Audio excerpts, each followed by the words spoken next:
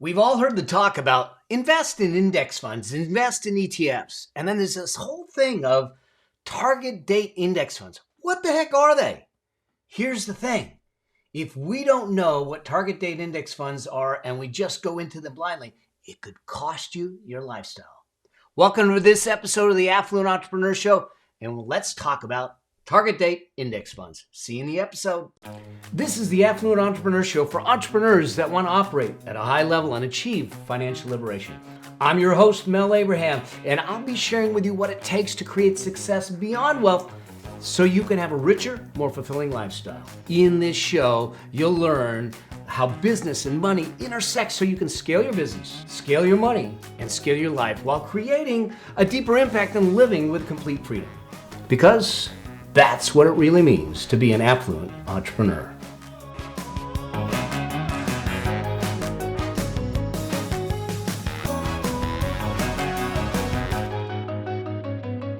Hey there, welcome to this episode of the Affluent Entrepreneur Show. Today we're going to talk about target date index funds. All right, what are they? We've talked about index funds and ETFs. In fact, I did a deep dive on how to invest in index funds on episode 25. I'll hook that up so you can check it out. It's called How to Invest in Index Funds. But here's the thing. There's this special kind of index fund that people are talking about, and you actually see it in 50% of most retirement plans offer these. They're called target date index funds. In other words, it's an index fund with a date on it. In other words, the date that you want to use the money. So if you want to understand what index and ETFs are, go to episode 25. But the bottom line is this, is that an index fund or an ETF is a basket of investments. In other words, you're not investing in one stock, you're investing in multiple stocks at the same time. And so here's the thing. When we invest, because I just got a text from a dear friend. He says, hey, what are you investing in? Things are on sale because of the volatility in the market. And he's right. Things are on sale. And what he's looking for is what companies am I investing? What specific companies I'm investing in? And one of the challenges is that now I invest in individual stocks here and there, but that's not the majority of my investing. That's the slice of my investing after I built the foundation of the portfolio, following the wealth priority ladder and all the basis there. Now, because here's what I found. If you invest in a single company, you narrow your focus. Now, great. If it's a high growth company, it goes to the moon, your portfolio goes to the moon. But if it sinks to the core of the earth, your portfolio sinks to the core of the earth also. So investing in individual stocks, unless you understand specifically how to analyze the company, and even then, understand how to analyze the company, it's called fundamental analysis, and how to analyze the charts, which is called technical analysis. If you don't understand how to do those effectively, then you take on a tremendous amount of risk. Let me give you an example. For instance, Facebook. Facebook was up close to $400 a share.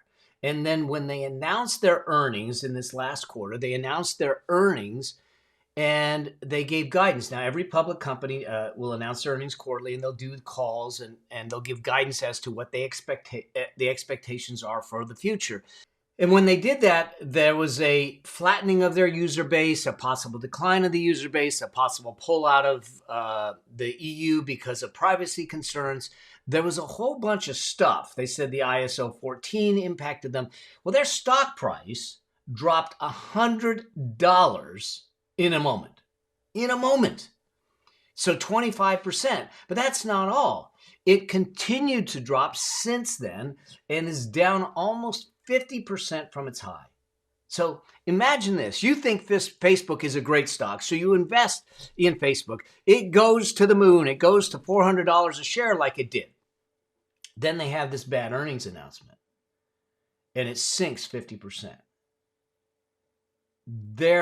Therein lies the problem with investing in a single stock when you don't have a foundational portfolio in place. I'm cool with investing in individual stocks, but what I want you to do is make sure that we're not betting the whole game on that one stock. most of the time what I do is with my clients in the Affluence Blueprint, especially when they're starting out, is I want them investing in ETFs and index funds if they're investing in the stock market. Then if they're doing real estate, it's a different game. But in the stock market, I want an index fund or an ETF because it's a basket of investments. Facebook would be one stock in a basket of maybe 500 stocks. So when Facebook tanks, the whole portfolio doesn't tank, or it doesn't go to the core of the earth. It doesn't tank as bad. Certainly it affects it. But when you have Facebook is only 10% or 5% or 3% of the index fund, it doesn't have as much of an impact on you as if you invested 100%. So hopefully that makes sense for you. So why target date index funds? They are index funds, like I said, that have a date. And that date on there, you'll see it, and it'll have 2045 in the title. It'll have 2050 in the title, 2030 in the title. That date is the date that you anticipate you're going to need the money. So let's say that you're 30 years old, and at the time of recording this, we're in 2022, and you're going to retire at 60 years old. That means there's 30 years on between now and your date of retirement. You would get a target date index fund that is at 2052, I'm sorry. We're at 2022, 30 years to retirement, so you go to 2052. Why is that important? Because here's what happens. If you notice, what we try to do with investing is at the foundation, we invest based on our risk profile and our risk capacity. And we create an asset allocation and an asset diversification profile based on the risk that we want. As you get older in life and you get closer to that retirement, we don't want to take as much risk. So we reduce the risk. And what ends up happening is that we have a portfolio that shifts or changes over time. And you can see it's called a glide path when you talk to people in the finance game. It's what's the glide path of your portfolio? Let's bring us home. And I'll kind of write this out on the iPad for those of you that get a chance to watch this. Is that when we start to pull this together and we're building a portfolio, here's what ends up happening. Say you're 30 years old. And at 30 years old, you might, and now these are just arbitrary numbers that I am putting out there. Do not take them as suggestions or what they should be. These are arbitrary numbers, and you need to determine what those numbers would be for you and your specific circumstances, because I don't know your circumstances, and nothing on the show is actual investment advice specific to you.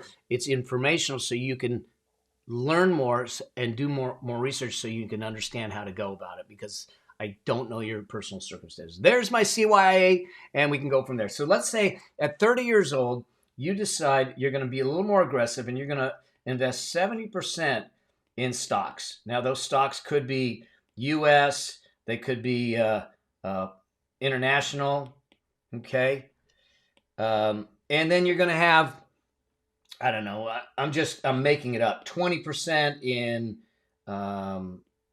bonds, 5% in alternatives, and 5% in cash. As you get older, as time goes on, that's going to change because you're closer to retirement. And so if all of a sudden you're at 55 years old, okay, and you're 5 years from retirement, the percentage of stock in the portfolio will typically go down. It should go down, because here's the thing. The stock market will always go up and down. The stock market is a roller coaster. Long term, the stock market typically goes up 90, 95, 96% of the time. When you look at a 10-year period, it'll go up. But there's still those down years. And the problem is if you're getting ready to retire and you happen to retire in a down year, then your portfolio's down, your retirement's down, and your lifestyle starts to get affected. So what we try to do is reduce the exposure as we get older. So if the stock market goes down, we're not as exposed to it. So what ends up happening is that portfolio that started out At 70% stocks might be down to 50% stocks, okay? And 25% bonds, and maybe there's 10% in an alternatives, so that's with an 85, and 15% in cash. Or maybe there's more in real. I don't have real estate in here. We could add real estate in here, but my point is that you'll see that over time these numbers change. They change based upon your risk profile and your capacity to accept the risk. Well, if we invest in ETFs and index funds or stocks in general, you will have to do what we call rebalancing. That's what that is rebalancing the portfolio based upon your risk profile and your risk capacity. We rebalance our portfolios annually, but you're going to want to do regular rebalancing, especially in high growth, high decline markets, age change, lifestyle change, a lot of times when you want to rebalance. But yet there's a lot of people that say, look, I don't know this stuff. I don't want to deal with it. I don't want to have to deal with it.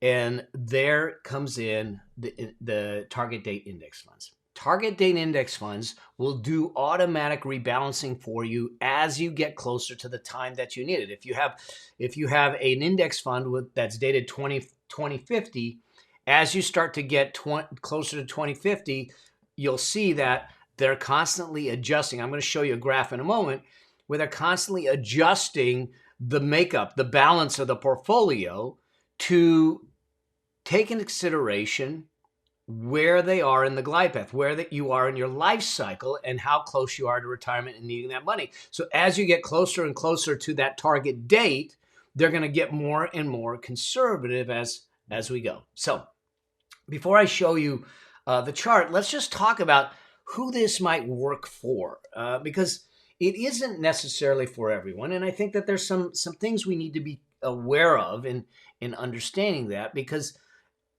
we don't just blindly go in. Now, first off, it's for those people that just want hands-off management. Now, if you've been in my sphere for any length of time, or in my community for any length of time, you know that I don't like hands-off.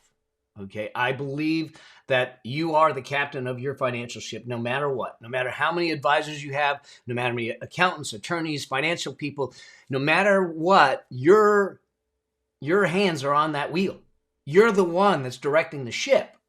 We don't hand it off to someone. When you do, that's when problems happen. When you do, that's when you get caught in a situation, you get blindsided. So it's up to you to make sure that you take a hold of the wheel and you look to the right and left to your advisors and say, help guide me. Show me where the pitfalls are. Show me where the potholes are. Show me where the rocks are that I might hit. Okay? But you make the decisions. That's my belief. But if you want to leave it to someone else to manage for now, you put it into a target date index fund. They'll consistently do the rebalancing as they get closer to that target date. Okay? Second, this is for someone that doesn't have unique situations, that have that don't have unique needs, if you will. So maybe you have medical costs or high medical costs because you have special needs or a special needs child.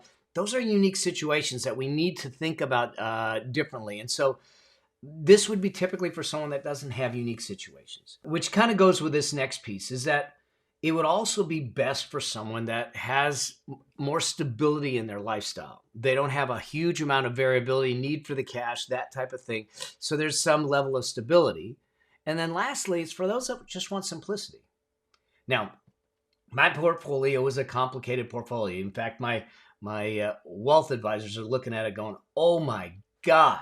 Okay, but it's a complicated portfolio that we put together for specific reasons, and we'll simplify it as we go. But most people don't need that. Most people need just to have a simple portfolio that makes sense based on their risk profile, their risk capacity, their desires in life, their affluence vision, as we call it, to make that happen. So it's for those types of people. Now, what are the issues with target date index funds? Well, I think the first one is this, is that the expense ratios are typically higher.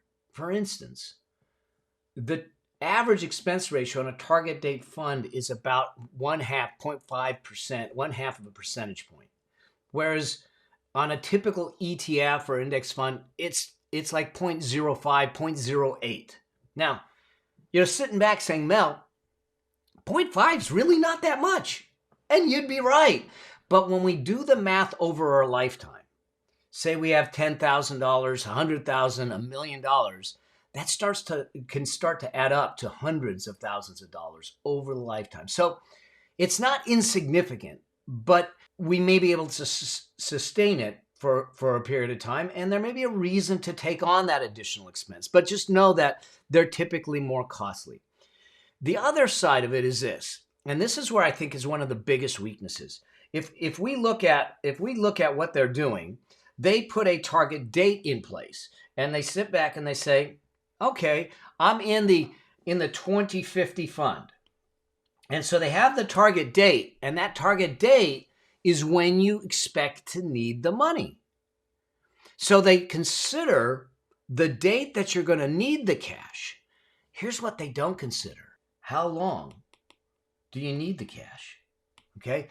So in there, it doesn't allow for you to build a portfolio necessarily, unless you're deliberate and intentional about it, that will sustain yourself from the date that it triggers, 2050 if in my example, to maybe the additional 30 years that you're going to live to 2080. And so that's a different calculation. It's a different thing that we need to consider. And when you do proper financial plan, a proper affluence vision plan, cash resource plan, you're considering not only what you need to give you that true financial freedom, that financial independence, financial security, all of those things, but you're calculating it in a way it will give it to you not just then, but for the rest of your life. Okay. Remember, the idea here with the whole affluence blueprint, the way we look at things, is that I want to build a money machine, a virtual, if you will, ATM, that when I decide to use the machine, I can keep taking cash out of it because I'm not shrinking the machine down. And so in order to do that, we need to understand the cost of our lifestyle. We need to understand what it's going to take to give us financial independence, financial security, financial stability, and financial freedom in making that happen, and how long we want that to happen for. And when we do that, that starts to give it power. And so one of the key weaknesses, I think, is that it sets a target date when you're intending to get access to the money. You can take the money out anytime you want, unless it's in a Roth, in an IRA or a retirement account. But it doesn't necessarily consider the length of time you're going to need the money for. And so it doesn't assure you of financial independence or financial freedom in that place. The other thing is this, is I think that there's a tendency to say, okay, wipe my hands of it. Someone else is taking care of it, and you forget about it. One of the other things that if you're in my community, I say you are always needing to check the pulse on the patient. If we disregard or we don't get into understanding and checking our numbers, and I get it. Some people just say, yeah, I'm not a numbers person. I'm not a math person. Your financial freedom, your financial liberation, your financial independence, all of that is on the other side of a math equation. So we got to get comfortable with the basic numbers to make that happen. So the tendency is to say, I put it in a target date fund. I'm not going to touch it. I'm not going to look at it. I'm not going to worry about it. And you forget about it. Okay. And then your financial muscles atrophy, just like regular muscles will atrophy from lack of use. And so I think that's one of the issues with it. But here's the thing. Okay. Let me show you what these funds will look like and why I think that this is important when you start to understand this, is that this is a graph. This is actually from Vanguard on their target date mutual funds. And it shows you how they will change the structure of the portfolio based upon how much closer you get to the target date. And if you look early on, it's got a high percentage in stocks. It's actually almost 90% in stocks when you consider international and domestic stocks, so U.S. and non-U.S. stocks, and it stays that way till age 25 or 25 years out, if you will, in years to the target date. So you see that it stays that way. And then there's this time frame that they call transition. And during this transition time frame, there's this gradual decline of the equities and this increasing of the investment grade bonds. What they're doing is they're reducing the risk slowly over time as you get closer and closer to your target date. And they're rebalancing the portfolio on your behalf. This is called a glide path.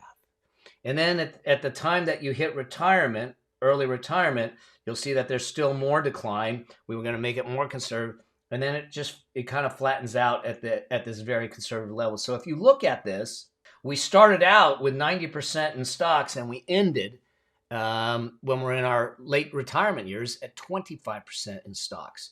So this is the benefit of using a target date fund, is because they will set a glide path based upon the target date and you don't have to worry about it, but we have those issues in place. So why would we do this?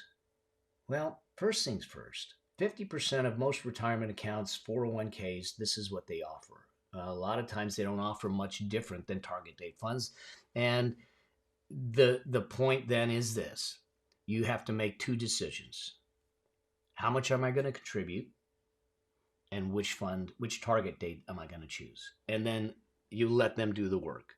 Now, how much you're going to contribute? We've talked about this. I want you to have 20 to 30% of your income going into your investments, okay? Over time. Now, you might not be able to do that at the beginning, but we may need to be ultra aggressive if you don't have much saved and you're in your late 40s, early 50s, mid 50s, because we've got to build that money machine. But at a minimum, I want you to contribute to a point where you're going to get the employer match, get the free money from your employer. At a minimum, we start to do that.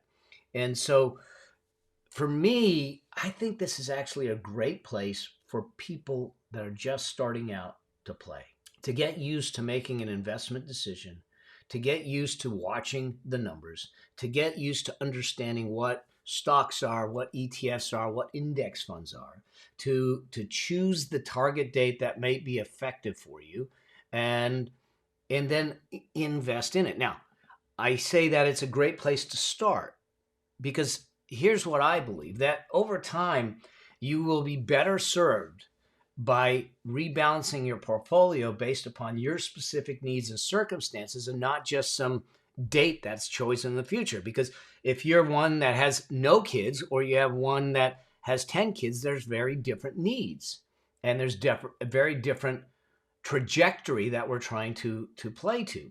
So my belief is that I would use target date index or ETFs at the very beginning when you're first starting out, because it makes it easier. You're not going through all the different ETFs saying, what ETF do I do?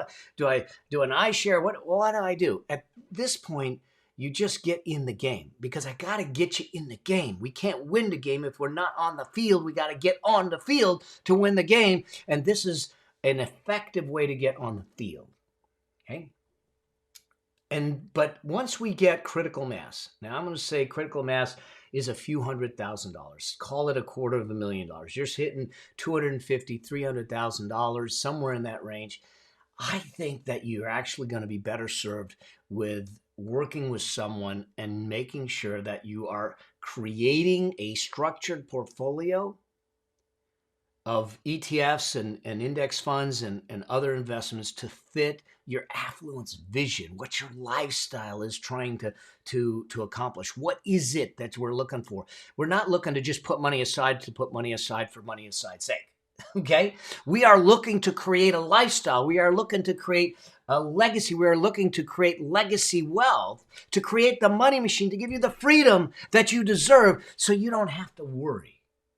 And sometimes we start with baby steps, and those will be target date index funds. But then when we start to jog and run a little bit, we need someone to shape our stride. We need someone to help us out. And that's when I think that you graduate into using more directed ETFs, index funds, and other investment vehicles to move you faster and better towards the affluence vision that you want. So I hope this helps you kind of get a foundation of target date index funds. Go out there, look at them. You can look at them in Vanguard, TD Ameritrade, Schwab. All of them have them. And if you compare the same dates from different brokers, they're pretty much the same makeup. You can see what's inside of them. You can see how they're run. You can look at the trajectory, all of those things, the glide path and all that stuff. So here's the thing that I want you to do. All right. If you haven't done so already and you're not sure about index funds, I want you to go to episode 25 on how to invest in index funds. We'll make sure that it's hooked up right here to make that happen. The other thing is that I'd love for you to look at, if you're trying to get yourself stabilized and get yourself in a place to build wealth, to create that money machine, to fund an affluence vision, I want you to go to episode 24, which is what to do with your cash. This is going to give you the guidance of what to do with every dollar that's coming in, so you know that it's doing the right stuff for you, moving you towards your affluence vision. So check those two out. We'll make sure that they're hooked up here or here. I'm not sure, one side or the other, or in the notes. And if you have questions, if something comes up or you need something around finances, around business, around money, around wealth, do me a favor, send me a DM, send me a note. Let's get it answered on one of these videos. Let's get it answered on one of these episodes. Let's get you even on the show, and let's have a conversation where I can coach you directly. All right. Thank you again for being a part of the community, a part of my journey, the blessed part of my journey. This is a gift to me to be able to serve you and know that I'm helping you take steps and strides to your financial destiny. All right. And until we get a chance to see or talk to each other again, always strive to live a life that outlives you. Cheers. Thank you for being a part of the Affluent Entrepreneur Show with me, your host, Mel Abraham. If you want to achieve financial liberation to create an affluent lifestyle, join the Affluent Entrepreneur Facebook group at melabraham.com/group. And I'll see you there. Cheers. Bye.